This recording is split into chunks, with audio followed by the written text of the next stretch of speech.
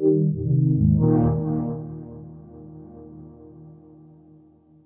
talk about your own history with Rocket League. When did you discover this game? So I discovered Rocket League like when it first dropped on PS Plus, when it was like free.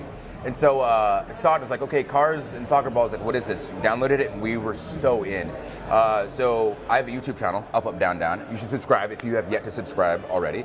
And we did tons of videos just playing this game, and then guys just randomly got into it. Once we figured we could do like 3-on-3s, like so insane. But then they added like hoops, which is so hard and so much fun. Adding all the extra cars, all the extra arenas, like the soundtrack is dope. So it's just one of those games that it's fun to play for like 10 minutes and it's fun to play for like 10 hours.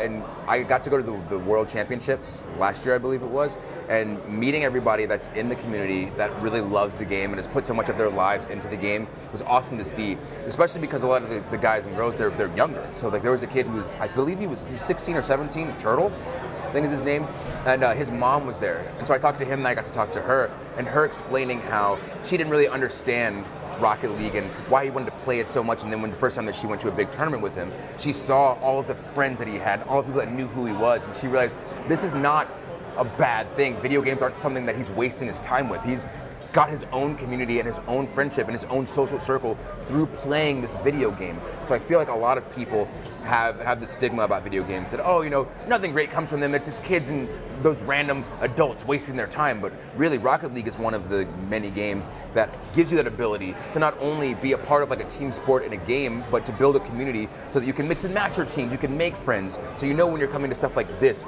you'll see people that you've never met, that you've played with online before. So it's just really cool to, one, have the chance to be here at something like this, to meet the people that have loved this for so long and put so much time, effort into it, like the devs, the pros, people who are just casual fans. Like, it's such a fun game to be a part of, in whatever respect you're a part of it. But that's like a overview of my history of Rocket League and of why I like it, I guess. Yeah. What's it like to see Rocket League being played in a MLB stadium here at Petco Park? Seeing Rocket League played in an MLB stadium is very confusing. So we've got cars that are playing soccer on a baseball field.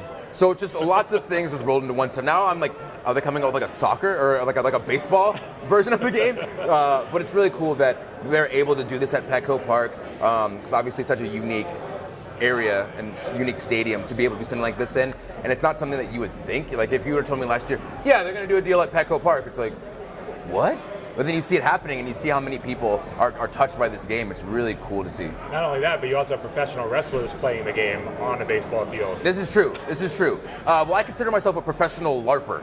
So we'll throw that in the mix. When it comes to esports, when you were younger, if this was a thing, this was a career choice, how might that have impacted your trajectory? So I've always wanted to be a sports entertainer. So I think I still would have gone along that path, but I think that if video games were at the level that they are now, there would have been a high possibility that I would have been competitive in some game, at least for a small part of my life. But I'm glad to see the evolution of gaming get to where it is now. And so it's crazy because it's essentially evolved so fast. So I'm very curious to see where it's going to be in the next 5, next 10 years. There was a show that was on when I was younger called Nick Arcade on Nickelodeon, and it was, I don't know, for lack of a better term, it was like the first like esports related like game show that I could remember seeing. And so that kind of locked me into the idea of playing games against other kids, other adults in a competitive setting that aren't essentially local to your area. So for me, things have evolved from that.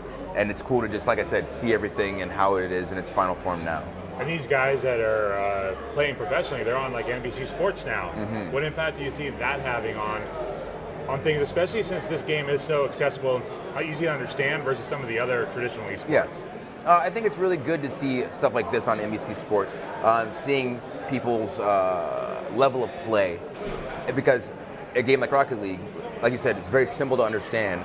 So then once you get it, you've pretty much got it, but then you see cars flying. While you might not know how to make the car fly, you understand what's going on, so it just becomes even more exciting to you. So like me, I'm not great at this game. I played it and it's fun, and then when I saw the pros, it's like, oh, I'll sit and watch. But it's still super entertaining, and that's one of the things that makes Rocket League awesome, is that it's fun to play and also fun to watch. But being able to see it on TV, someone could be walking by their TV casually and see soccer balls and cars and go, whoa, what is this? And now they're locked in. So it's really, it's nice to see the mainstream media now understand the things that we've understood about video games all along, especially including Rocket League doing its part to push esports into the mainstream. And in addition to esports and us being here at Petco Park, we're also in the middle of Comic-Con. Mm-hmm. Do you have favorite superhero that you... I do have a favorite superhero. Spider-Man is my favorite superhero.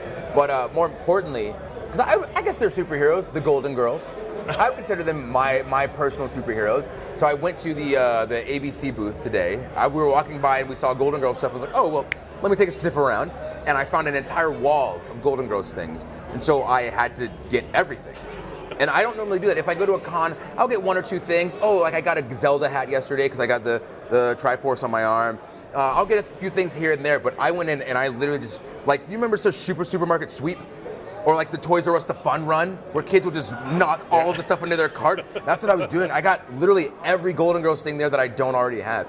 And I feel I'm proud of myself. If I'm being honest, I'm very happy and pleased with my performance today with obtaining all of these Golden Girls items. Well, just being able to get through the Comic-Con crowd is a pretty good achievement in itself. Yeah, there's so many people. It's so packed, but it's such a good time. And it's cool because, like, for me, I'm traveling. I'm in a different town every day, performing like all over the world. So when I get to come to any type of convention, like you walk in and you know that con smell. For me, it's like, oh, I'm finally home.